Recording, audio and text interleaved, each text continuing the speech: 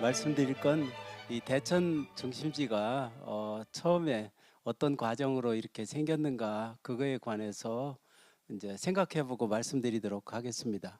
이거 어디 교과서에 나와 있는 게 아니고 그래서 제가 이것저것 자료를 찾아보고 제 생각을 보태서 엮은 거니까 혹시 잘못되더라도 이해를 해주셨으면 감사하겠습니다. 여기 계신 분들은 오랫동안 대천에 사셨기 때문에 이 대천이 어떻게 변화됐는지를 저보다도 잘 아실 수가 있어요. 그러니까 이해를 좀 하시고 들어주시면 감사하겠습니다. 예, 처음에 대천 이게 대천이 대천 한내라고 하는 그 하천의 하류잖아요. 그래서 그 지형 관계, 그 다음에 대천천 하구의 도로망, 그리고 거기에 생긴 대천장, 또 대천장에 있던 포구, 대천천 하류가 변화된 모습, 그리고 대천의 포구가 쇠계포구인데 이 주민들은 어떻게 살았을까? 그리고 대천의 포구가 어떻게 이동했는가? 또 대천장과 섬 상권, 그리고 현재 대천천을 따라서 바닷물이 얼마큼 들어오는가 이것들을 말씀드리고 사진으로 보여드리도록 하겠습니다. 많은 자료를 가져와서요. 다는 못할 것 같아요. 시간이 되면 마치도록 하겠습니다. 그리고 다음을 기약하도록 하겠습니다. 예, 대천 내깔은 이렇게 생겼어요. 여기 청천 저수지가 이렇게 있고요. 그 면적이 아주 좁아요. 청라면 물이 대천천으로 내려옵니다. 그래서 대천천은 냄비 같은 하천이에요. 비가 안 오면 바싹 마르고요. 비 오면 갑자기 홍수가 나고 이런 하천이 대천천입니다. 그래서 이렇게 2022년에도 이런 상황이에요. 그러니까 저 상류 지역에서 토사를 운반해서 이 바닷가에 갔다가 퇴적을 시키는 그런 활동을 그런 일을 하고 있죠. 대천 하천이요. 그런데 이 바다와 만나면서 대천천은 이렇게 움직이면서 이렇게 사행이라고 그래서 뱀 흘러가는 것처럼 이렇게 왔다 갔다 하면서 몇 개의 섬을 만들었어요. 몇 개 섬, 나무장터 섬이에요. 저 대천 초등학교 앞에 있는 세터 그것도 섬이에요. 제가 보기에는 구시의 쇠계라고 하는데도 하나의 섬이에요. 이런 걸 만들었다. 그리고 감조 하천이라고 그러는데 하천을 따라서 하류 지역은 바닷물이 올라와요. 이 하천을 따라서 바닷물이 올라가는 건 굉장한 의미를 지닙니다. 바다하고 소통할 수가 있어요. 금강도 바닷물이 쭉 따라서 부여까지 올라오기 때문에 금강을 따라서 이 배들이 왔다 갔다 하잖아요. 그래서 강경은 유명한 포구가 돼요. 대천 시내도 바로 바닷물이 왔다 갔다 하기 때문에 대천 시가지가 형성이 됐습니다. 이런 유리한 조건 때문에 이 우리 주변을 생각해 봐요. 홍성읍 홍주목이 있던 데가 커져서 홍성이 됐어요. 서천현이 있던 데가 커져서 서천이 되고 부여도 그렇고 청양도 그런데 대천만 보령현하고도 관계없고 남포현하고도 관계없이 하천가에 도시가 형성되고 지금 중심지가 된 겁니다. 이게 96년 5월 달에 찍은 여가 쇠계포구예요. 쇠계인데 이렇게 바다가 이렇게 갯벌이 퇴적이 됐고 이제 거기에 간척해서 간척지가 되고 이 하천은 이렇게 바닷물은 여기로만 왔다 갔다 하는 그런 형국입니다. 그런데 이 대천 평평한 이 대천 시내 땅속은 어떻게 됐느냐? 아주 깊게 퇴적층으로 돼 있어요. 요건 88년에 찍은 사진인데 여기 김철배 씨네 방앗간 거기 방앗간 없애고 빌딩을 질 때 제가 찍은 사진이거든요. 이렇게 자갈이 퇴적되고 퇴적층으로 돼 있어요. 요건 대천 지금 시티타워짜리인데 이렇게 자갈로 돼 있고 퇴적층으로 돼 있고요. 그다음에 요건 지금 산림마트짜리인데 이렇게 퇴적층으로 돼 있어요. 그 대천 시내는 전부 두꺼운 퇴적층으로 돼 있다. 그런데 이쪽에 이 문화원 있는 쪽이 퇴적층이 두껍고 지금 대천천이 흘러가는 쪽 하천 쪽은 퇴적층이 아주 얇아요. 그래서 요거 보면 지금 경찰서 자리, 지금 보건소 짓는다고 하는 그 경찰서 자리를 파봤더니 바로 이런 안반이 나왔어요. 바로 뭐 1층 정도, 지하 1층 정도 파가지고 바로 이런 안반이, 꼭대기가 평평한 이런 안반이 나왔고요. 그래서 그 또 다른 사진이 있는데 동디 그 하천 바닥도 지금 대천층이 흘러가는 하천 바닥도 퇴적층이 아주 얇고 바로 기반함이 나오고 그렇습니다. 자, 그다음에 이 대천 지역의 역사를 알기 위해서 그 문헌 자료를 쭉 찾아보는데 제일 중요한 게 지도예요. 옛날 지도에는 과연 대천이 어떻게 표시되어 있을까? 다행히 우리 지역에 정확하게 그린 지도가 1910년에 그린 지도가 최초로 그린 지도가 있어요. 일본 사람들이 들어와서 우리나라에 3차에 걸쳐서 1대 5만 지형도를 만드는데 우리 보령 지역은 2번 만들었어요. 1910년에 그리고 15년에 그리고 5년 간격으로 그렸습니다.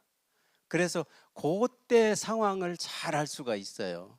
1910년에 그린 지도가 이렇게 돼 있어요. 이때는 행정구역이 개편되기 전이기 때문에 무슨 대천리인이 뭐 동대리인이 이런 명천리인이 이런 이름은 없어요. 그냥 마을 이름만 적혀 있어요. 여기 한내를 그냥 대천리라고 그랬는데 지금 행정구역은 아니에요. 이게 행정구역은 아니고요. 여기는 신대리라고 돼 있잖아요. 여기 대천초등학교 있는데 그 세터입니다. 대천초등학교 앞에. 그러니까 1910년에 우리 대천 시내 마을은 오히려 여기 세터가 더 컸어요. 대천 시내 여기는 그냥 도로만 지나갑니다. 그런데 여기가 중심지다, 시장에 있는 곳이다고 이렇게 표시를 해놨어요. 요게 새끼고 이게 국말이에요. 그러니까 대천 시내에서 요 대천 주변에서 요 국말이 굉장히 큰 거예요. 큰 동네예요.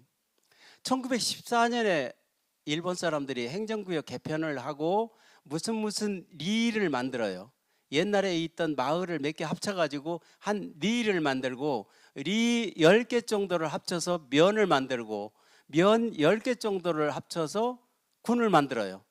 그러니까 보령군에는 대개 10개 정도의 면이 있고 한 면에는 법정리가 10개 정도가 있어요. 그 법정리를 어떻게 만들었느냐면 80가구의 한 리를 만든 겁니다. 그러니까 여기 지금 궁천동은 아주 조그맣게 궁천동, 요것만 궁천동이에요. 여기가 80가구가 됐던 거예요. 그리고 대천동은 요 대천리 여기를 포함해서 여기가 다 대천리예요. 이게 다 대천리. 이렇게 다 합쳐서 80가구가 됐던 겁니다. 그러니까 그 1914년 그 무렵에는 요 대천 시내보다 국말이 더 컸다는 그런 얘기예요. 그러니까 이게 대천 시내가 이렇게 생겼어요. 이렇게 여기가 어디냐? 여기가 어디냐? 한번 봐요. 그 다음에 여기에 보면 이게 이제 확대해 본 거예요. 요게 새끼입니다. 요게 새끼가 조금 높아요. 높아서 여기 바닷물이 안 들어와요. 여기 이렇게 삼각형 뿔처럼 되겠는데 여기 침이 없습니다. 나무가 있어요. 소나무가 있는 그런 쇠개가 있었고 여기 검은 점이 가옥이에요. 검은 점이 없어요. 집은 없어요. 쇠개에. 요 시내에 이렇게 있는데 요 시내 이게 구시예요. 여기가 구시. 여기 한내 돌다리입니다. 구시에서 세터로 가는 길, 그 다음에 구시에서 국말로 가는 길, 구시에서 쇠개로 가는 길, 요 사거리 여기에 집들이 좀 들어섰어요. 요게 대천 시내의 최초의 모습입니다. 최초는 아니고 처음 초기의 모습이에요. 예. 그 다음에 1919년에 발간됐는데 1915년에 그린 지형도가 있어요. 1대5만 지형도. 1915년에 5년 뒤에 그린 지도를 보면 확 달라져요. 그러니까 우리 대천이라고 하는 데는 1910년부터 15년 사이에 확 달라집니다. 특히 1915년에 확 달라져요. 자, 왜 이렇게 달라지느냐? 일본 사람들이 써놨어요. 일본 사람들이, 보령에 살던 일본 사람들이 일본에 건너가서 자기들 모임을 만들었는데 그게 보령회입니다. 그분들이 매년 책을 만들었어요. 그 책에 이렇게 써놨어요. 당시에 대천에 재류하고 있던 일본인의 제청에 따라 신시가 건설운동이 일어나게 되었다. 다소의 우여곡절은 있었지만 지역 주민의 총력을 결집하였던 강력한 건설 작업의 추진으로 순차적으로 대정 4년 신시가지를 건설한 것이다. 신시가 언제 만들어지냐면 1915년에 벌써 만들어집니다. 1915년에. 누구의 힘으로? 일본 사람들의 힘으로. 그러니까 일본서 건너온 사람들이, 보령 지역에 온 사람들이, 유력자들이 남포현이나 보령현이 있는데 사는 게 아니라 대천에 와서 살았어요. 그래서 이 사람들의 힘으로 신시가지가 만들어집니다. 물론 신시가지를 건설함에 있어서는 장래를 내다보고 치밀한 시가지 계획을 수립하고 거기에 기초한 공사가 진행되었던 결과로 당시로서는 가장 근대화가 되었던 새롭고 정연한 마을이 건설되어 안목 있는 신시가가 실현된 것이다. 그 신시가지가 요겁니다. 요게 1915년에 그린 거예요. 벌써 5년 만에. 요게 굿입니다. 요게 굿이. 그리고 새로운 시가지가 새로 만들어진 겁니다. 구획정리에 딱딱 해가지고 만들어졌어요. 일본 사람들이 1915년에 이렇게 만들었어요. 군청도 이제 이쪽에 들었습니다. 지금 저기 그 옛날 서울병원 앞에 경찰서 옆에 군청 경찰서, 이때 다 여기 군청도 여기로 들어서고요.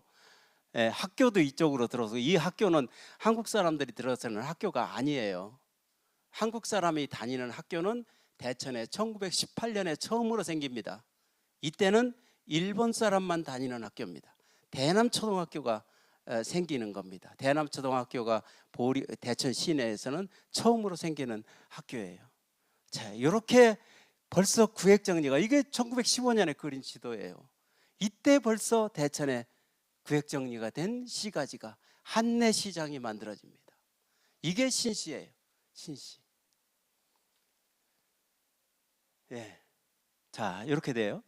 1947년에 항공사진을 보면 1947년도부터 우리 지역에 항공사진이 있어요. 그걸 지금 검색해 볼 수가 있습니다. 보면 여기가 굿이고요. 요게 배대나 쇠께입니다. 여기에 국말이고, 국말에 사람이 굉장히 많이 살고, 이때도 시가지가 이렇게 형성이 돼도 대천 시가지, 요것이 1915년에 구획 정리된 그런 시가지에 이쪽으로 퍼져나갑니다. 예.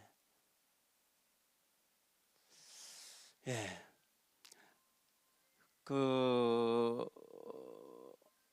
가서요. 그런데 요 대천천이 이렇게 흐르는데, 요건 잘 아실 거예요. 요건 이게 나무장터 잘 아시죠? 지금은 이렇게 나무장터가 강 건너에 있는 게 아니에요. 여기를 지금 매립해 가지고 다 시가지가 됐습니다. 이걸 다 매립했어요. 옛날 문화원이 있는데 거기를 다 매립해서 이게 시가지가 됐고, 옛날에는 이렇게 나무장터라고 있었어요. 요것도 섬이고, 여기가 대천 초등학교 앞이에요. 대천 초등학교예요. 그 앞에 이렇게 논들이 있고, 이게 물이 흘렀던 그런 얕은 곳입니다. 그 앞에 세터가 있어요. 동네가. 요것도 섬이고, 요것도 섬이고.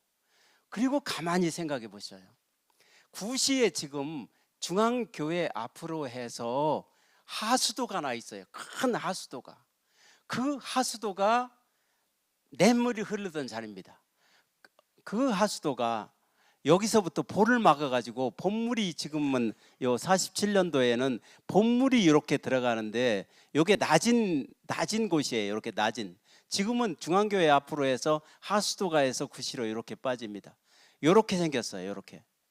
이렇게 생겼고 요게 그래서 요 쇠께 있는데 요 쇠께 있는 데가 요게 하나의 섬이에요. 삼각주입니다. 그렇게 대천천 하류에는 이렇게 섬이 하나 있고 여기 섬이 하나 있고 이렇게 섬이 하나 있었어요. 그런데 어떻게 간척을 하느냐 하면 여기를 막고 이쪽으로 이렇게 간척을 해요. 이렇게 간척을 하고 여기를 막아서 요게 이제 구시가지가 됩니다. 여기가 구시가 되는 거예요. 요게 중심이에요. 요게 철도인데 이 철도 있는 데가 옛날 도로였어요. 이따 나옵니다. 예. 1947년도에 사진입니다. 항공사진 이렇게 돼 있어요. 여기도 섬이고 여기가 지금 어디냐면 죽정동 앞에 높은 마당이에요. 높은 마당도 섬이에요. 봐요. 이렇게 흐르죠. 이렇게 이 흔적은 비가 많이 오면 논에 잠기는 거 보면 알 수 있어요. 여기가 물이 잠깁니다. 여기 지금 거의 매립이 돼서 다 논이에요. 지금 하천은 이렇게 돼 있죠. 요것도 섬이고 여기 대천초등학교 앞에 세터도 섬이고 나무장터도 섬이고 요렇게 구시에 쇠께 있는 구시도 섬이었다. 물이 요렇게도 흘러서 바다로 들어갔다. 그런 얘기예요. 자, 요게 47년도 사진인데요. 이 대천이 이런 모습이었고요. 여기 쭉 보세요. 요거 이렇게 동글동글하게 돼 있죠. 이게 다 소금 구탄됩니다. 이 소금 만들던 건 이문구 소설에 보면 나오고 그러죠. 소금을 갯벌을 말려가지고 소금을 만들었어요. 그 흔적이에요. 54년도의 항공사진을 봐요. 54년도의 항공사진을 보면 대천초등학교 앞에 이렇게 물이 흐른 흔적이 있고요. 이렇게 구시에 이렇게 해서 이렇게 물이 빠져나간 흔적이 있어요. 여기가 대천의 핵심입니다. 여기가 구시예요. 구시. 여기가 구시. 자, 여기가 구시고 이렇게 도로가 수청 삼거리라고 국말의 수청 삼거리에서 요렇게 국말 수청 삼거리에서 지금은 수청 사거리라고 하지만 수청 원래는 삼거리예요. 원래는 삼거리입니다. 그래서 옛날 사람들은 다 수청 삼거리라고 불렀죠. 거기서 이렇게 해가지고 한내 돌다리를 건너서 이렇게 도로가 돼 있어요. 이게 주포가는 도로입니다. 21호 국도라고 생각하면 돼요. 근데 21호 국도는 아니고 하여튼 옛날 도로예요. 요게 철도로 집어먹혔어요. 철도로가 이렇게 됐잖아요. 그렇게 이거 문화원 있는 자리 여기가 바로 옛날 도로가 지나가던 자리입니다. 이게 철도로 됐어요. 그리고 요게 구시고 그리고 대천천이 요렇게도 흘렀다. 요렇게도 흘렀지만 요렇게도 흘렀다. 이런 얘기예요. 그리고 요 구시가 생긴 아주 핵심적인 건 뭐냐? 다리다. 다리 목쟁이의 시장이 생겼다. 그 다리가 요 한내 돌다리다. 여기에 있었다. 한내 돌다리는 어디냐면 지금은 저 동대동 건너가는 고수부지에 놓여 있지만 원래는 어디 있었느냐면 대천 지금 철다리 동쪽으로 49m 떨어진 데에 있었어요.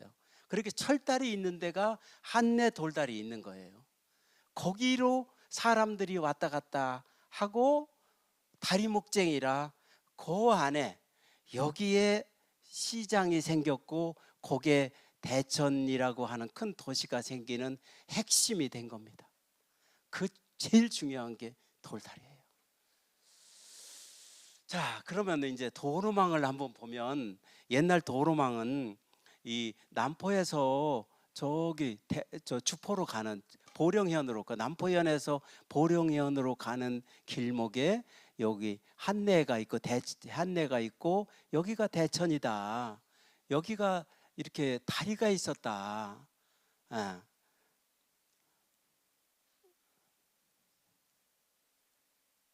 또 옛날 지도를 보면 남포현에서 보령현으로 가는 길이 있고 여기가 화암천이라고 돼 있네요. 여기는 다리가 있었다. 그 다리가 요 한내 돌다리입니다. 요 지금 옛날 사진에 항공 사진에 딱 잡혀 있어요. 수청상거리에서 이렇게 해가지고 이렇게 가는 겁니다. 이렇게 가서 구시가 이렇게 길이 있잖아요. 이어져서 이렇게 길이 있잖아요. 이렇게 올라가는 겁니다. 그렇게 요 길 주변 이게 제일 대천에서 먼저 만들어지는 핵심 시가지예요. 요게. 예. 그럼 요 다리 어떻게 생겼냐? 이게 대천에서는 아주 기가 막힌 건데, 요게 그 여지도사라는 책에도 대천교 이렇게 나와요. 한내 돌다리가. 예. 또 1872년에 만든 지방 지도에도 이게 석교 해가지고 대천에 돌다리가 나옵니다. 대천시에 있는 다리예요. 시장에 있는 다리다. 이 돌다리를 1991년에 대천시에서 주변에 어떤 공사를 한다고 파헤쳤어요. 그런데 공사를 할 때 처음에 시작할 때는 이걸 몰랐어요. 잘 몰랐어요. 주민들은 알았지만 공무원들은 잘 몰랐어요. 왜 그러냐면 그 뚜껑 돌을 하도 사람들이 가져갖고 훼손했으니까 김성복 읍장님이 미군 중장비를 얻어서 그걸 다 실어다가 대천 읍사무소 뒷마당에 갖다 놨어요. 그러니까 뚜껑 돌을 다 가져갔으니까 밑에가 잘 안 보이니까 그냥 그걸 모른 채 그냥 공사를 시작했던 거예요. 그렇게 공사 중간에 이게 나왔어요. 이렇게 나왔어요. 대천 한내 돌다리에 유적이 나타났어요. 그러니까 이걸 지금 같으면 뭐 어림도 없지요. 한내 이제 저 문화재 당국에 신고를 하고 정식 발굴 조사를 거쳐서 해야 되는데 그때만 해도 조금 어리숙해서 공사는 연말에 빨리 해야 되고 어쩔 수 없어서 이걸 그냥 버리기는 아깝고 저한테 사진이라도 찍고 좀 조사를 해달라고는 의뢰가 있었어요. 그래서 제가 박물관에 의뢰를 하라고 했고 정 안 되면 제가 조사를 하겠다 해가지고 해본 적이 없어요. 이런 조사를. 그래가지고 제가 어쩔 수 없이 하게 돼가지고 저 실 파는 집 가서 두꺼운 실을 사다가 제가 이렇게 사방 줄 띄고 50cm 간격으로 이렇게 줄을 떼고요. 도면을 그리고 사진을 찍고 그랬어요. 그래서 한내 돌다리를 제가 연구하게 됐어요. 그 한내 돌다리가 이렇게 이제 잘 남은 데는 이렇게 남아 있었어요. 이게 굉장히 오래된 다리예요. 이건 상상할 수 없이 오래된 다리예요. 제 생각에는 한 백제 시대까지도 올라가는 그런 다리예요. 최소한 고려 시대로 올라가는 그런 다리입니다. 이렇게 제가 조사를 했고 그래서 김성복 읍장님이 대천 읍사무소 뒷마당에다 갖다 놓은 이 돌덩어리예요. 그래서 이 돌을 조사가 제가 다 한 뒤에 어떻게 할 거냐 이 회의가 있었어요. 어떻게 할 거냐. 그래서 이게 우리 대천 지역에는 유물이니까 이걸 복원하면 좋겠다 하는 의견을 제시했어요. 그런데 대천시에서도 그때 복원을 꼭 해야만 됐어요. 왜냐하면 대천시에 그때 문화재가 하나도 없어요. 보령군하고 분리됐을 때라 보령군에는 문화재가 많은데 대천시에 하나도 없으니까 이거라도 해서 문화재로 지정했으면 좋겠다고 해서 복원하게 됐어요. 그래서 제가 복원 작업까지 했습니다. 그래서 제가 어떻게 얘기했느냐면 그 대천고등학교 옛날 대천고등학교 옆에 도로 넓힐 때니까 그 도로 넓히는 그 공사하는 그 넓은 데다가 모든 돌멩이를 다 갖다 놔달라고 그랬어요. 대천 읍사무소에 있는 그 뚜껑돌 다 그 현장에서 나온 그 밑에 교각 이런 거 다 갖다 달라고 그래서 돌멩이를 다 갖다 이렇게 늘어놨어요. 거기다 늘어놨어요. 이게 이제 제 책임이에요. 이 돌멩이를 어찌할까? 어떻게 다리를 만들까? 제가 고심을 하다가 모든 이게 저희 집 제 딸들이에요. 큰딸, 둘째 딸인데 얘들 어릴 때 요걸 갖다가 전부 다 재가지고 도면을 돌멩이 하나하나 다 그리고 이걸 20분의 1로 축소해서 제가 어떤 짓을 했느냐면 이렇게 만들었어요. 지점토로. 이게 위에는 모는 종이에요. 모는 종이를 지점토 위에 덮고 그 모는 종이를 이렇게 잘라가지고 그대로 지점토로 20분의 1로 축소해서 모든 돌의 모형을 만들었어요. 그래가지고 그 모형을 이용해서 애들이 소꿉장난 하듯이 제가 맞춰봤어요. 다리를. 그랬더니 딱 다리가 이렇게 됐어요. 남은 돌로만. 돌 많이 없어졌는데 남은 돌로만 이렇게 다리가 됐어요. 그래서 여기서 좀 온전하게 보이는 게 여기서부터 이렇게 해서 여기까지잖아요. 이게 9.8m 정도 돼요. 그래서 이것만 복원했으면 좋겠다고 제안을 했더니 뭐 당국에서나 다른 사람들은 돌멩이 그러면 나머지 어쩌느냐. 그래서 나머지도 다 맞춰 놓자. 그래서 여기 좀 시원찮지만 이렇게 하고 여기도 시원찮지만 이렇게 맞춰서 지금 13m 정도로 이렇게 다리를 만들었어요. 이렇게 하니까 이거 여기다 번호가 다 적혀져 있잖아요. 그래서 이 번호대로 포크레일로 맞추니까 금방 다리가 되더라고요. 그래서 이 다리를 현장에다 놓도록 저는 주장을 했는데 홍수나면 쓸려간다고 그래가지고 그걸 동대동 가는 고수부지에 설치를 했어요. 근데 이렇게 공사하는 비용은 어떻게 됐느냐면 그때 보령시에 문화재가 하나도 없기 때문에 이 보고서만 가지고 계획서만 가지고 이게 문화재가 지정됐어요. 도문화재가. 지금 어림도 없죠. 그래가지고 도에서 자금을 받아가지고 복원을 해서 동대동에 지금 설치되어 있습니다. 그 동대동에 있던 게 아니라 그것이 철다리 밑에 있었다. 그리고 그걸 사람들이 다니면서 건너 다녔기 때문에 그 목쟁이에 시장이 생겼다. 그게 대천장이다. 그게 굿이다. 그게 대천시가지의 핵심이다. 예, 이렇게 이해를 해주시면 좋겠습니다. 자, 지금 복원을 이렇게 해놨어요. 여기 가보세요. 여기 가보면요, 이게 화강암인데 이 돌이 반들반들하게 달았어요. 옛날 사람들이 집신 싣고 다녔는데도 반들반들하게 달았어요. 얼마나 오래됐기에 그 얼마나 오래됐다는 증거가 있어요. 이 돌멩이는 어디서 가져왔느냐? 왕대산 그때 조사할 때 91년도에 왕대산 밑에 가니까 바닷가에 이런 돌멩이가 있더라고요. 이게 한내 돌다리하고 똑같은 돌멩이에요. 그렇게 한내 돌다리는 어떻게 됐느냐? 이게 한내 돌다리 있는 데가 여긴데 왕대산 돌멩이를 갖다 만든 거예요. 이런 데는 전부 퇴적암이야. 이 위쪽에 있는 돌은 다 퇴적암인데 화강암 왕대산 돌을 갖다가 만들었어요. 무게가 얼마나 가느냐? 제일 큰 놈은 제가 계산하니까 4톤이에요. 4톤. 4톤짜리를 돌멩이를 어떻게 가져왔을까? 어떻게 가져왔을 것 같으세요? 바다로 가져온 거예요. 배로 아니면 뗏목으로. 그렇게 여기서부터 뗏목으로 싣고 여기까지 와서 다리를 놓는데 요 다리를 놓는데 어디다 놓느냐? 바닷물이 최고 많이 들어오는 데다 놓아야 돼요. 사리대, 큰 사리대 최고 많이 들어오는 데다가 다리를 놓아야 언제나 건너 다닐 수가 있어요.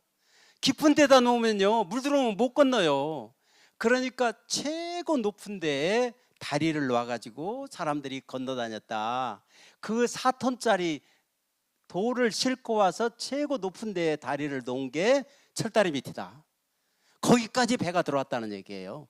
4톤짜리 돌멩이를 싣고 철다리 밑에까지 배가 들어왔다는 얘기예요. 옛날에. 아니면 뗏목이 들어왔다는 얘기예요. 예. 그래서 거기다 다리를 놓으니까 이쪽 남포 지역 사람들은, 이 아래쪽 사람들은 아무 거침없이 대천으로 왔다 갔다 한 거예요. 사람들이 무수히 다녔어요. 그래서 그 한내 돌다리 가보세요. 유리 쪽처럼 반들반들해요. 다리 표면이. 그렇게 많은 사람들이 밟고 다녔어요.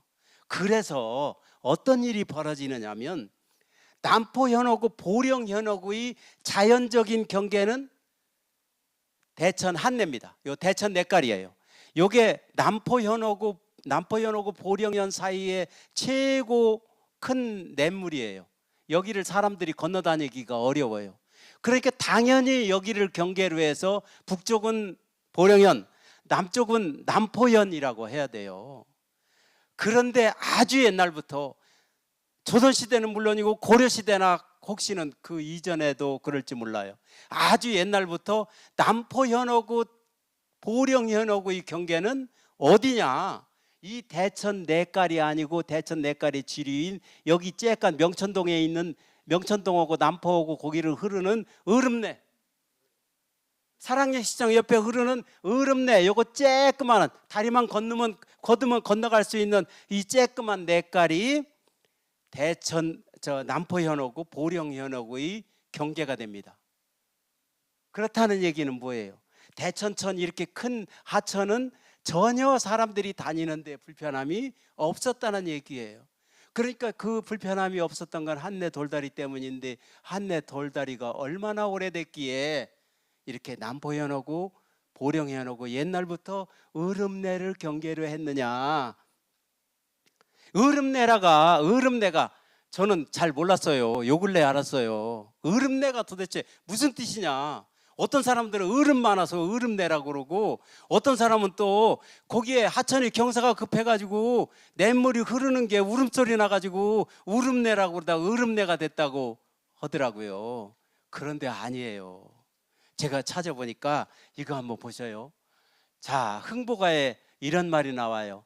전라도의 운봉과 경상도의 함양에 있는데, 운봉, 함양 두 얼음에 박가 형제가 살았으니 형은 놀보요 아우는 홍보라.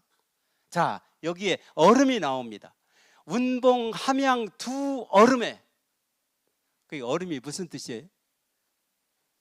경계에, 두 경계 지역에. 그렇게 얼음이라는 말은 무슨 말이에요? 경계란 말이에요. 그러니까 봐요. 여기 얼음내, 이게 남포현어구, 보령현어구의 경계잖아요. 그러니까 얼음이 많아서 얼음내예요, 경계라 얼음내예요? 경계라 얼음내예요. 남포현어구, 보령현어구의 경계라 얼음내다. 그러니까 명천동이라는 것도 이 얼음내에서, 얼음에서 나온 거고요. 다 그래요. 예. 또 이천이라고, 그 얼음내를 한자로 이얼음내라고 그래요. 그걸 생략해 가지고 이천 그래요. 이천이라는 말도 얼음내에서 나온 거예요. 다 경계에서 나온 겁니다. 자, 여기가 경계했다는 얘기는 아까 한내 돌다리가 아주 오래전에 만들어져 가지고 사람들이 교통하는데, 통행하는데 아무 장애가 없었다는 그런 얘기예요. 자, 그리고 그러면 대천장을 볼까요? 대천장. 자, 창이 섰어요. 거기에 다리 목쟁이에 창이 섰어요. 그게 대천장이에요. 그 대천장은 언제 세워졌다고 하는 기록은 찾기가 어려워요. 예. 우리나라에는 임진왜란 이후에 이제 시장이 많이 발달하고 정기시장, 5일마다 쓰는 정기시장 형태로 발전하는데, 그 1770년의 기록에 보면 전국에 1064개의 시장이 만들어졌다. 충청도에 157개 시장이 있다. 기록이 있어요. 대천장 물론 있죠. 1700년대 물론 기록이 있어요. 대천장은 해로와 육로가 만나는 결절점으로 시장이 발달하기 아주 좋은 위치였다. 자, 대천장에 있는 한내 돌다리 목쟁이는 한내 돌다리를 놓을 때 돌멩이를 배로 실어다 놨다고 그랬잖아요. 바닷물이 왔다 갔다 하는 데고, 남포에서 대천으로 왔다 갔다 하는 길목쟁이고 다리목쟁이고 하니까 그 자리에 사람이 모이고 시장이 생기는 겁니다. 섬 사람들이 해산물을 배에다 싣고 거기로 들어와요. 그래서 거기에 시장이 생겨요. 예. 동국문헌비고 1770년의 기록을 보면 이 보령현에 보령읍내장이 초하는 날 쓰고, 수영장, 오천에 수영장이 이튿날 쓰고, 한내장, 대천장이 3일 날 써요. 주교장이 5일 날 쓰고. 이게 대천, 여기 한내입니다. 여기에 장이 벌써 1770년에 이렇게 쓴다고 기록이 있습니다. 근데 대천장은 굉장한 시장으로 발전해요. 자, 임원경제지 1870년대에 나온 책을 보면 대천장, 보령에 읍내장, 대천장, 옹암장은 저기 독배장이에요. 광천 밑에. 옹암장, 수영장, 오천장 이런 장이 있는데, 대천장은 음남 26구 목축면이다. 38일 날 쓰고 이런 물건들이 나온다. 보령에는 이런 물건들이 나온다. 이제 그런 얘기고요. 1872년 지도에 봐도 아까 나온 지도인데, 대천시, 자 본부 20리, 보령현에서 20리 남쪽에 대천장이 이렇게 있다. 이렇게 집들이 그려져 있는 거 봐서 이때도 시가지가 좀 있었다. 집들이 붙어 있었다. 그런 모습이고요. 1900년대 시장 상황을 보면 이 보령군에 보령읍내장, 수영장, 주교장, 대천장 이렇게 있는데, 특히 대천장 장날에는 인근 군과 부근 각지로부터 약 1만 명의 매매인이 집합하고, 또 대천시는 선착장이기 때문에 항상 한국선 2, 3척이 출입한다. 1만 명은 조금 과장된 것 같아요. 과장은 됐지만 그래도 많은 사람이 모이고, 여기 주목할 건 대천장으로 한국선 두세 척이 꼭 출입한다 이거예요. 섬에서 장배들이 들어온다. 어디로? 대천장으로. 대천장이 어디냐? 그때 구시에 그 한내 돌다리 있는 목쟁이, 거기로 배가 들어왔다. 그런 얘기예요. 예. 한국수산지라고 하는 책이 1910년에 만들어졌는데, 이게 일본 사람들이 다 만든 책이에요. 그게 자세히 기록되어 있어요. 우리 지역의 섬이라든가 포구 얘기가 자세히 기록되어 있는데, 보령포의 만 안쪽인 대천의 하구를 거슬러 올라보면 대천리가 있고 선박에 올라와 정박할 수 있어. 군산 등의 여러 항구와의 교통이 빈번하게 이루어진다.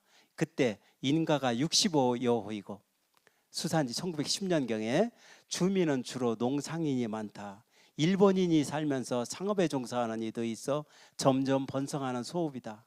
다른 시장과 같이 매월 1, 6일에 이 든 날에 장이 쓴다. 집산 화물은 금백, 이거 뭔가 했더니 금과 비단이래요. 목면, 저포, 모시, 소, 건물류, 해태, 미역 이런 것들이 모인다. 매매액은 이만큼이다. 매번 모이는 장꾼은 3,000명에 달한다. 1910년경에 대천장에 한 3,000명 왔다고 한국수산지에 이렇게 딱 기록돼 있어요. 대천이 굉장했던 거죠. 예, 그 증거가 다 있어요. 이때쯤 신문물이 막 들어와요. 대천장도 들어오는데, 그 신문물 중에 우리가 잘 아는 게 광목 같은 거잖아요. 광목이 이렇게 넓게 짜는 거예요. 옛날 우리 전통으로 짜는 거 좁게 짜는데 넓은 광목, 그게 아주 인기 있게 들어오는데, 이건 뭐냐면 석유가 들어와서 우리 밤 문화를 만들어요. 옛날에는 뭘로 기름 켰느냐? 부잣집 같은 경우는 들기름도 썼겠지만, 섬 같은 데는 전부 생선기름, 간 같은 거 이렇게 끓여가지고 기름 걷어서 그걸로 불 때고 그랬어요. 예, 그런데 이제 미국에서 석유가 들어옵니다. 석유 끓음도 없고 기가 막혀요 아주. 그래서 석유가 선풍적인 인기를 얻고 들어옵니다. 그 석유 수입한 박스예요. 이게 미국 솔표 석유입니다. 뉴욕 스탠다드 석유 회사 제품이에요. 이런 것들이 우리 대천으로 물밀듯이 들어옵니다. 예. 그 다음에 충남 산업지라는 책이 1921년에 발간된 책이 있는데요. 그게 대천 상업황이라고 그래가지고 대천 시내에 관한, 대천 시장에 관한 얘기가 쭉 나와요. 뭐 쭉 얘기가 있고, 이게 포구가 있고 뭐 그런, 이게요. 보령군 연안의 항구로서는 대천 및 오천 2개의 항이 있으며 입출입 물자는 대개 이 2개 항구에서 이루어진다. 대천은 연 이출 몇만 원, 뭐 이입 이렇게 해서 이출이 훨씬 많아요. 이렇게 하다. 대천의 시장이 가장 크다. 1년 동안 거래액은 67만여 원. 다음으로 간치시장은 24만 5천 원, 웅천시장은 5만 4천 원에 불과하다. 여기 보면 1921년에도 이거 봐요. 대천장이 이 보령 지역에서 제일 커요. 그 다음에 어디냐? 주산장이에요. 간치장이 주산장에, 주산을 간제라고 하잖아요. 간치장 주산장이고, 그 다음에 세 번째가 웅천장이에요. 그런데 웅천장이, 주산은 찌그러지고 웅천이 컸잖아요. 그 신의 한 수가 뭐냐면 1928년에 웅천장을 주산 쪽으로 옮겨요. 주산 쪽으로. 웅천장이 구장터에 있었는데, 대천리에 있었는데, 그게 대창리 면사무소 근처 주산 쪽으로 옮겨집니다. 그렇게 웅천장은 확 커지고 주산장은 그때부터 찌그러져 가지고 주산장은 완전히 쇠퇴해지죠. 이렇게 돼 버렸어요. 예. 충남 산업지에 이렇게 대천장이 제일 크다고 나오고요. 그 다음에 충남 산업지에 보령의 산물로서 뭐 많은 얘기들이 있고요. 산물로서 남포의 벼로는 그 이름이 날렸는데, 원석은 풍부하며 그 질이 양호하지만 1년 동안에 3,500개, 가격이 4,000원이다. 남포 벼루가 세상에 알려진 것에 비유해서는 생산액이 근소하다. 별거 아니다. 이런 기록이 충남 산업지에 있고요. 그 밖에 그 산업지에 그 밖에 대천, 웅천의 2개의 큰 하천에서 은어가 생산된다. 일제강점기라요. 일본 사람들이 은어를 그렇게 좋아해요. 그래서 은어를 특별히 생각하고 대천이나 웅천 하천에 은어가 서식한다고 이렇게 써놨는데요. 그 다음에 충남 산업지에 아주 중요한 이런 얘기가 쓰여 있어요. 보령군의 황무지 면적은 국유와 민이를 합쳐서 500정보 정도이다. 여기저기에 산재에 있어서 나무를 심거나 짐승을 키울 정도이다. 간석지의 면적은 대략 9,000정보가 있으며 이용할 가능성이 있는 것은 5,000정보이다. 대천 항구의 간석지 같은 것은 가장 유망한 것이다.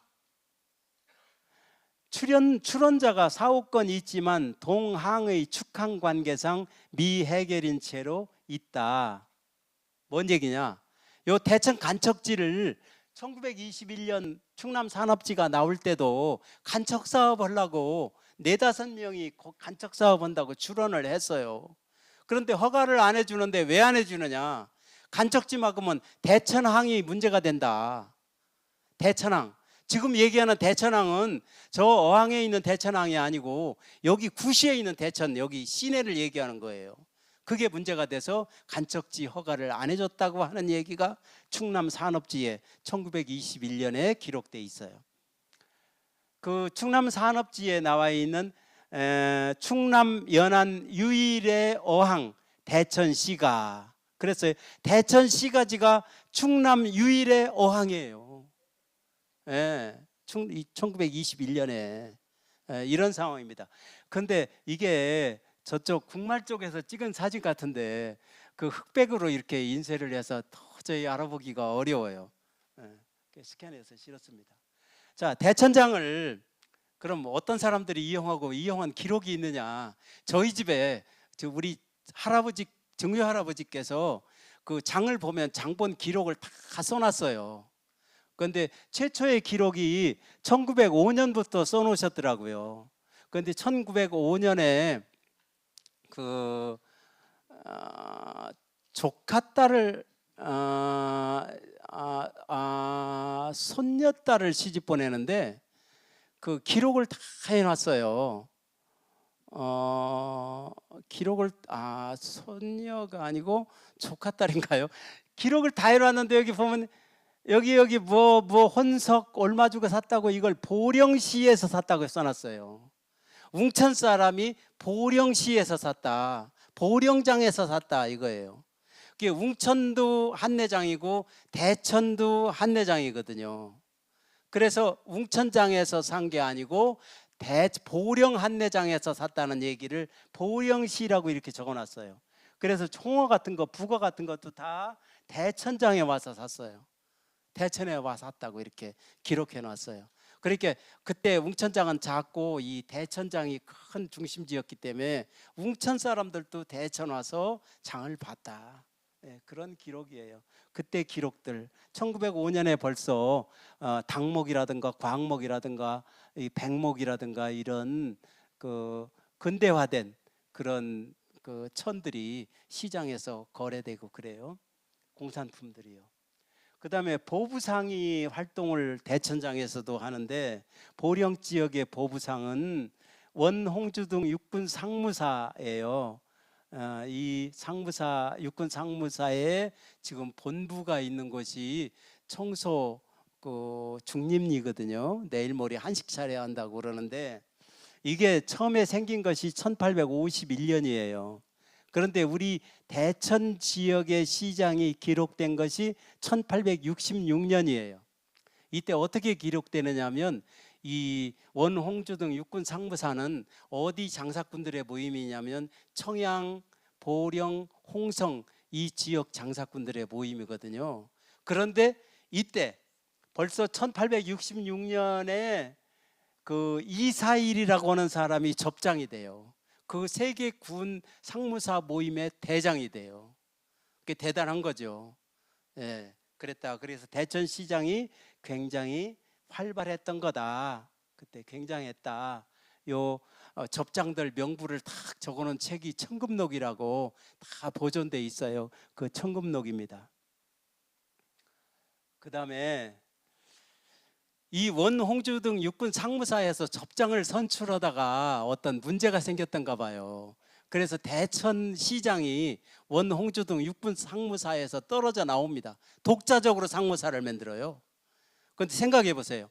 독자적으로 상무사를 만들려면 대천시장이 세력이 커야, 시장이 잘 돼야 상무사 만드는 거지. 시장도 장사꾼도 없는데 어떻게 상무사를 새로 만들겠어요. 그런데 대천은 새로 만들어요. 1907년에 새로 만들고 1915년에 가서 합칩니다.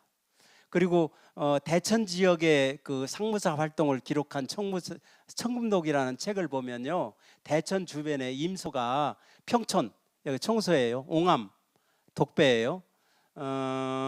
그리고 읍시, 주포, 평촌, 청소, 은포리, 녹도, 효자도 이런 데에 어떤 처소, 분소가 있었다, 그런 기록이 있습니다. 그래서 대천장을 중심으로 해서 상업활동이 굉장했다 하는 걸 알 수가 있습니다. 그 청금록이에요. 그 다음에 대천장의 이제 포구, 우리는 여기 쇠개로만 알고 있어요. 쇠개포구 그럽니다. 그런데 쇠개포구 찾아보니까 옛날에는 쇠개포구 기록이 없어요.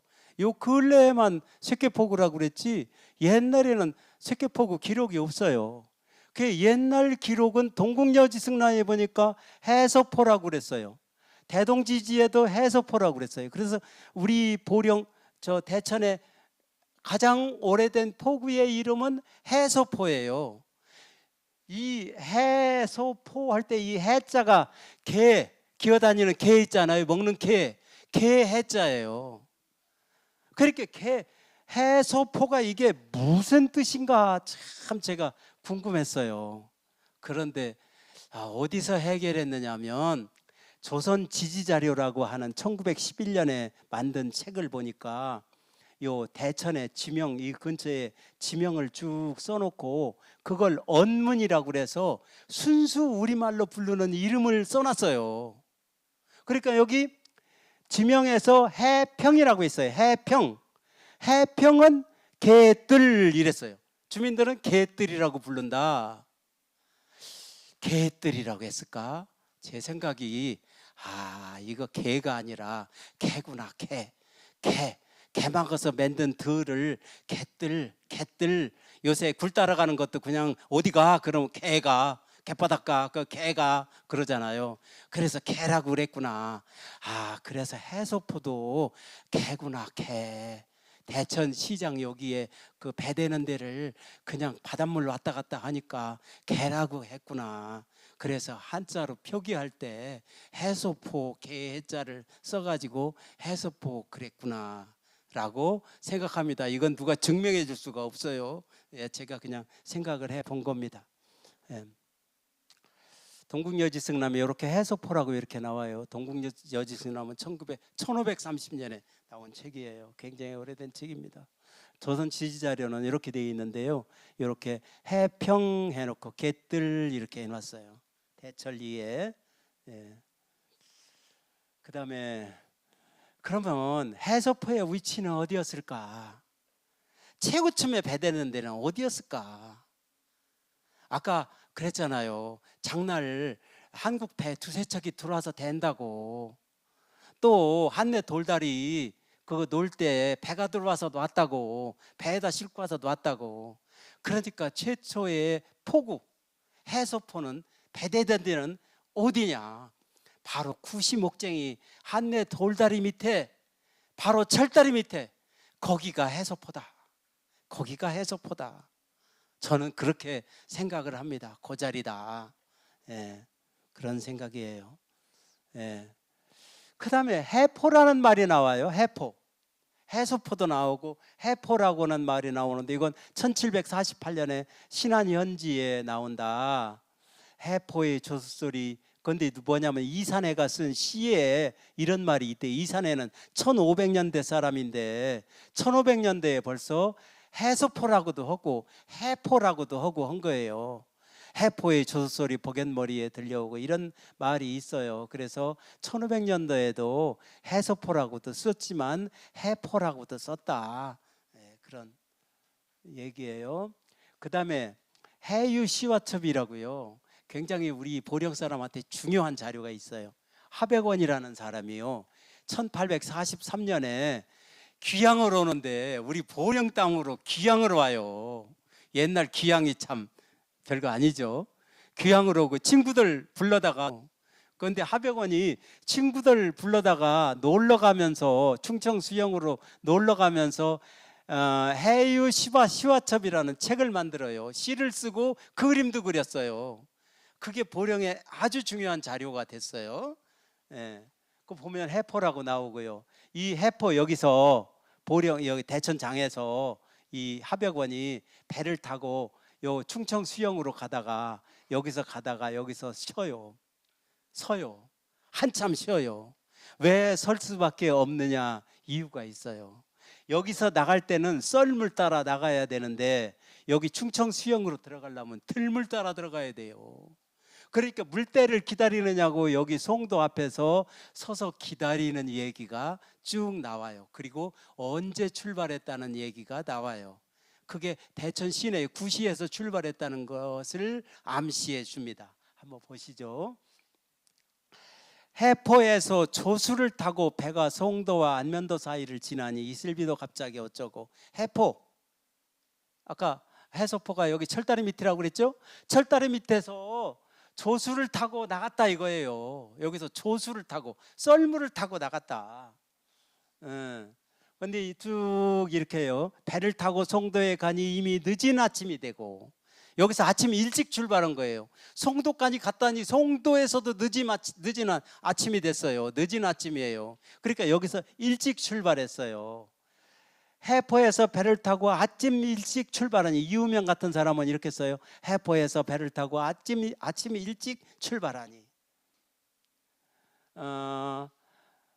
여기 심사숙 같은 사람은 정확하게 써요. 꽥꽥 마을 닭이 울어 호련히 아침을 알리니 사공을 불러 온전하게 조수를 탔네. 아침도 보통 아침에 탄 게 아니라 새벽 딱 울 때 배를 탔다 이거예요. 왜 그랬을까? 그래서 제가 찾아봤어요. 요거 이제 그 시화첩이니까 그때 그 송호라고 그래서 송도 근처를 그림으로 배 타고 가는 거 그린 거예요. 예. 자, 음력 4월 15일 날이에요. 그 배 타고 간 날이. 그래서 1922년도 음력 4월 15일 날 물때를 봤어요. 그러니까 물은 언제 들어왔느냐? 고조가 만조가 새벽 2시 31분 그때 712cm까지 들어왔어요. 그러니까 새벽 2시 31분에 만조 바닷물이 들어오니까 요 물 빠질 때 따라 나간 거예요. 새벽 2시 30분에 만조가 들어오니까 빨리 3시나 적어도 4시 되기 전에 얼른 배를 타야 썰물 따라 내려갈 수가 있어요. 어지어지 하다가는 바닷물 다 나가서 배 탈 수가 없어요. 그러니까 닭이 꽥꽥 울 때, 새벽닭 울 때 배 타고 여기서 간 거예요. 철다리 밑에서 배 타고 나간 거예요. 예. 자, 그러면 하백원 일행이 배를 탄 곳은 어디일까? 이곳은 말할 것도 없이 사리때 만조가 되면 배를 댈 수 있는 곳이었다. 이곳이 바로 현재의 철다리 부근 옛 대천장이 섰던 곳이다. 이곳을 해포라고 한 거다. 그곳이 해포다.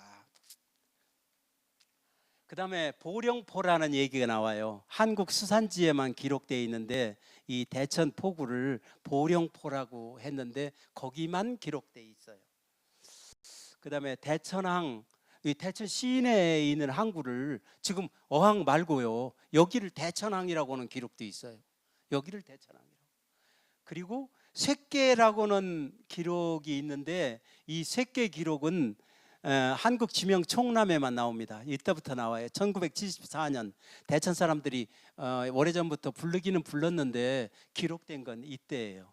그렇게 쇠계라고 한 건 아주 오래된 이름은 아니다. 그럼 쇠계가 도대체 어디고 왜 쇠계냐? 이건 하느님만 알 수 있는 건데 한번 제가 생각을 해볼게요. 쇠계는 그냥 개라고 그랬는데 이제 배가 일본식 배로 바뀌어요. 옛날 섬 사람들이 운영하던 갖고 다니던 배는 밑바닥이 납작한 조선 배예요. 한국 배는 바닥이 납작해요. 그래서 위에까지 오를 수 있어요.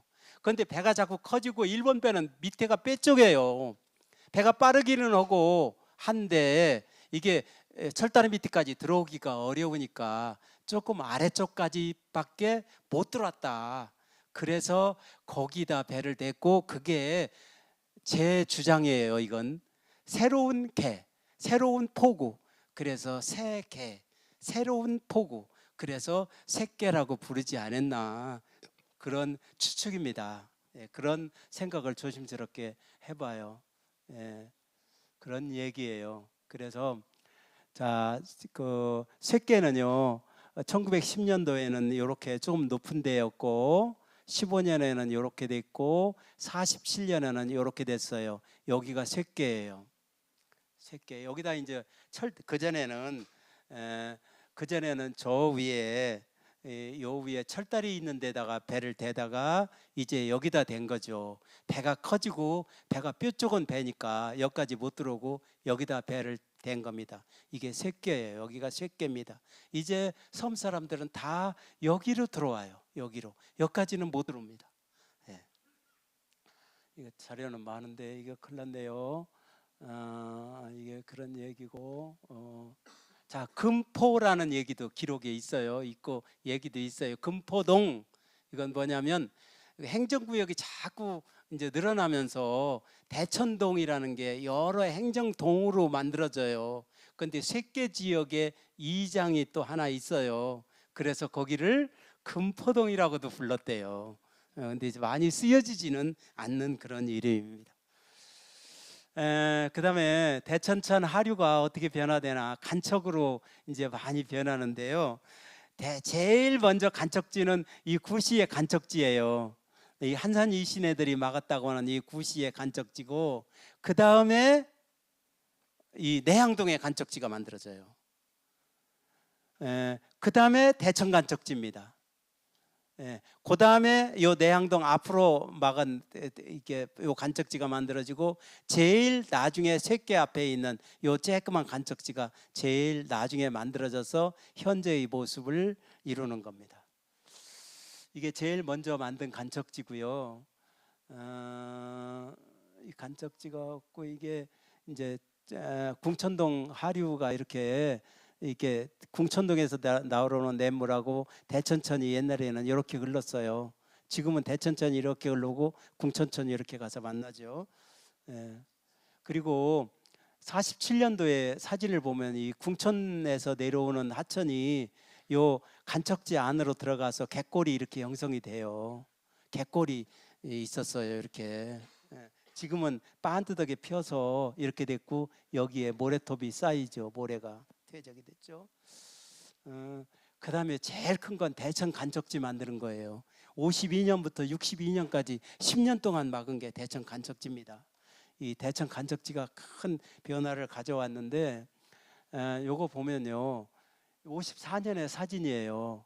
이렇게 이제 구시에서 이렇게 제방을 막아서 이렇게 가요. 그런데 요 제방이 어디를 지나느냐면 갯골을 지납니다. 이렇게 갯골을. 대천항으로 옛날에 대천 시내로 들어오는 배들은 지금 하천 따라 들어오는 거 아니에요. 지금 갯골 따라 들어온 게 아니에요. 옛날 섬에서 들어오는 배들은 대천 간척지 안으로 해서 요 골 따라 들어온 거예요. 옛날 배가 들어오는 갯골이 간척지가 돼버린 거예요. 그러니까 물 어디로 빠지겠어요? 여기 갯물. 다시 대천 냇물이 빠져나갈 길을 만들어야죠. 그건 팠어요. 인공적으로. 봐요. 인공적으로 이게 기존 갯골이에요. 간척지 안에. 지금 간척지 안에도 수로가 그렇게 따라서 돼 있어요. 그리고 밖으로 새로 굴착한 갯골을 반듯하게 이렇게 팠어요. 일로 갯골이 됐어요. 그러니까 원래 갯골보다 이게 얕아요. 그렇게 따라서 대적이 돼가지고 큰 배가 들어오는데 더 불편하죠. 이렇게 됐어요. 이 판 갯골이 처음에는 반듯하게 팠는데 이렇게 꼬불꼬불해요. 이 하천은 자연적으로 이렇게 사행을 하게 됩니다. 그 다음에 요 간척지가 요것이 최고 늦게 만드는 거고요. 쇠계 앞에 만들었어요. 그 다음에 대천시장의 이동, 아까 얘기한 대로 1915년에 신시가지를 만들어서 시가지가 이동했다. 그런 얘기예요. 아카다위치라고 하는 일본 사람이 대천 살던 일본 사람들이 써놨어요. 그래서 기록이 남아 있습니다. 그리고 대천 추억에 남는 소학교 시대, 대천 공립심상소학교 요 얘기를 조금 해야겠네요. 요거 읽어볼게요. 내가 소학교를 졸업한 것은 대정 10년 1921년이기 때문에 지금부터 헤아려 보니 벌써 62년이 되는 옛날이다. 내가 졸업한 대천 공립심상소학교는 대정 2년 1914년에 창립했다. 일본인 자제를 교육하기 위한 초등학교로서 개교 당시 전 학생 수는 남녀 합해서 얼마 안 되는 5, 6명이었다고 기억하고 있다. 나는 심상과 1학년으로 입학을 했다. 교사는 초가지방으로 지붕으로 민가를 개조한 조그만 교실, 직원실, 작은 학교로서 옛날 에도 시대의 서당을 연상케 하는 듯했다. 위치는 시내의 서쪽 외곽이었고 통학로도 채소밭 사이로 난 길을 조금 넓힌 듯한 좁은 들길이 한 길로 통하고 있을 뿐 겨울에는 눈이 내려서 허벅지까지 빠졌다. 대정 4년 1915년에 신시가지가 건설되어 모든 행정기관을 비롯해서 일반 민가도 반 정도는 구시가지로부터 신시가지로 옮겼다. 1915년에. 학교도 새로운 시가지의 동북부 구시가지로부터 신시가지로 옮겨 학교도 새로운 시가지의 북동부 일각에 용지를 구해서 신축을 하게 되었다. 이렇게 됐다. 이 신축한 학교가 대남초등학교 자리입니다. 원래 있던 일본인 심상소학교는 어디냐? 구시에 지금 중앙교회 자리예요. 제가 지도를 가지고 면밀하게 맞춰보니까 지금 중앙교회 자리가 옛날 초등학교 심상 1913년에 만든 일본인들의 심상 소학교 자리더라. 그런 말씀입니다. 이렇게 이제 시장이 이동했다는 그런 얘기고요. 이게 일본 사람들이 그려놓은 거예요. 자기들 일본 사람들 산 집. 대천 신시가지가 전부 이게 글씨 있는 데가 전부 일본 사람이에요. 일본 사람들이 이렇게 살았어요. 일본 사람들이 이렇게 집 짓고요. 이렇게 집 짓고 이게 일본 사람들이 찍은 거예요. 일본 사람들 집이에요. 일본 사람들이 이 기념사진 찍은 거고요. 그다음에 자동차 도로가 이게 1910년에 그린 대천 시가지에서는 궁천에서 국말에서 오는 도로가 쭉 이렇게 연결이 돼, 일자로 연결이 됩니다. 그런데 15년에 만든 건 국말에서 오는 도로가 이렇게 됐고 구시에서 가는 도로는 이렇게 됐어요. 이게 철길짜리예요. 이게 삐뚤어졌어요. 이게 왜 그러냐? 왜 그러냐? 이건 한내 돌다리입니다. 한내 돌다리는 독다리이기 때문에 자동차가 못 건너다녀요. 자동차가 독다리는 못 가요. 자동차가 가려면 나무다리를 놓아야 돼요. 그 나무다리를 놓은 게 1915년이에요. 15년 지도에 이렇게 요게 다리가 나무다리입니다. 이렇게 차가 구시로 들어가서 이렇게 가는 거예요. 요 다리가 어디냐면 지금 철다리 밑에 철다리 서쪽으로 공사해서 새로 만드는 다리 있죠. 그 자리입니다. 그 자리. 그 자리가 자동차 도로 처음 시작할 때 나무 다리를 놨던 자리예요. 나무 다리 헐고 시멘트 다리를 얕게 놨다가 그게 자꾸 홍순하고 뭐 하니까 지금 새로 놓더라고요. 예, 그 자리입니다. 예, 그런 얘기고요. 자동차 도로가 자동차가 우리 충남의 자동차가 1915년에 8대였어요. 그때 보령에 있다고 못 하겠죠. 그 다음에 1920년에는 보령에 자동차가 4대가 있었어요. 자동차도가. 그 다음에 철도 개통이 1923년 12월 1일 날 광천까지 철도가 완공이 돼요. 그리고 대천은 1929년이에요. 그러니까 26년 동안 6년 동안 광천이 철도의 종점입니다. 그래서 그때 광천이 크게 발전해요. 그 6년 후에 대천으로 철도가 이어지고 31년에는 웅천으로 해서 장안까지 철도가 이어져요. 그리고 철길로 대천 그 큰 도로, 중앙 도로가 철길로 들어가 버려요. 이 철길자리가 옛날에 한내 돌다리를 통하는 제일 큰 길이었습니다. 다행스럽게 지금 기가 막힌 지도인데요. 1930년에 나온 우리 대천 지형도입니다. 여기에 쇠계가 그대로 표시되어 있어요. 쇠계 포구가 그대로. 쇠계 지금 마을이 있는 그 안쪽이더라고요. 여기 배턱이 다 표시되어 있잖아요. 배턱이. 여기에 농협 앞으로 해서 철길을 건너오는 반트던 길이에요. 여기서 꺾어져서 이렇게 해서 여기가 쇠계 포구다. 여기다 배를 댔다. 그 다음에 어항 이제 개발이 되면서 이제 여기 대천 시내의 한국 기능은 어항으로 뺏깁니다. 뺏기는데 그래도 섬 사람들은 대천 시내로 배 타고 쇠계로 들어와요. 왜 그러냐면 어항에다 배를 대면 버스를 타고 여기 들어와야 돼요. 버스가 불편하니까 시내로 될 수 있는 대로 시내에 배 타고 들어와요. 그런 얘기입니다. 어항이 개발되는 그런 얘기예요. 그 다음에 쇠계 주민들은 이렇게 아까도 얘기했지만 갈통이라고 묻고 여기다 소금을 만들었어요. 여기서 갈통은 이렇게 생겼어요. 나무 받고요, 갯벌을 파고 나무 받고요, 여기다가 이 갯벌을 바싹 말려가지고 쌓아요. 그래가지고 바닷물이 들어오면 이 바싹 마른 갯벌에서 녹은 소금물이 요 안에 들어가서 고여요. 그러면 이 짠 소금물을 퍼다가 솥에다 끓입니다. 그게 가는 소금이에요. 자염이라고 그럽니다. 빨리 보여드릴게요. 이게 만드는 그 자연 만드는 흉내낸 거고, 이게 박물관에 자연 만드는 흉내낸 거고, 그 자연 만드는 솥이에요. 이렇게 납작한 솥에다 끓여요. 대천에 이게 갈통들이고 여가 솥벗이에요. 벗이라고 그래요. 솥단지 거른데 제가 인터뷰를 해봤더니 성주산에서 나무벼다가 그거 소금 만들었대요. 이제 이문구도 그런 얘기를 관천수필에다 쓰고 그랬어요. 그런 얘기고요. 그런 얘기입니다. 그 다음에 재밌는 거요. 이 새끼 사람들은요.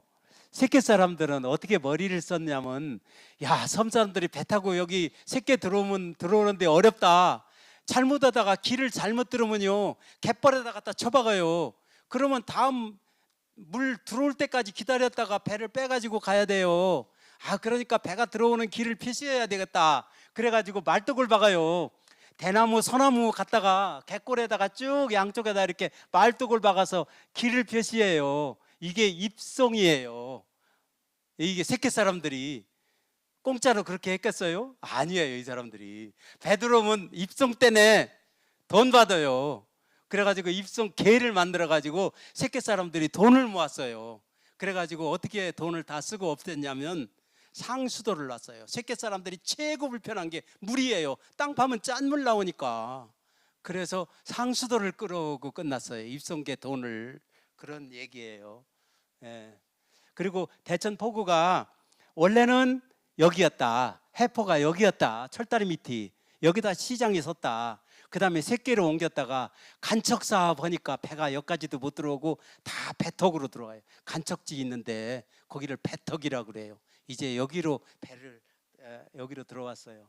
그 다음에 배턱도 이제 다 무효된 건 전기 여객선이 생기면서 섬에 전기 여객선이 생기면서 섬 사람들이 왔다 갔다 편리하게 하면서 이제 다 없어지고 지금은 다 옛 이야기가 돼버리고 배턱에는 젓갈 공장만 들어서 있어요. 자, 너무 시간이 많이 지났어요. 예, 잘 들어주셔서 감사하고요. 예, 감사합니다. 예.